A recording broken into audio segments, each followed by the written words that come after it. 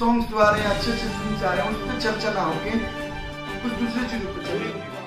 Power star Pawan Singh के गाना lighter को लेकर कल्लू ने खेसारी लाल यादव को बोल दी बड़ी बात। तो क्या है खबर इस वीडियो में हम जानने वाले हैं। तो वैसा अगर आप पावर स्टार पवन सिंह के सच्चे फैन हैं तो चैनल को सब्सक्राइब करके एक छोटा सा कमेंट जरूर करना और वीडियो पूरा देखिए, तभी आपके समझ में 100% आएगा। बेशक आपको पता होगा कि पावर स्टार पवन सिंह का 3 गाना लगातार आने की वजह से खेसारी लाल यादव का कोई भी गाना मार्केट में नहीं आया, क्योंकि आपको पता ही होगा कि खेसारी लाल यादव का गाना इस बार अगर मार्केट में आएगा और कंट्रोवर्सी उनके पास कोई नहीं है तो 100% है कि गाना फ्लॉप हो जाएगा।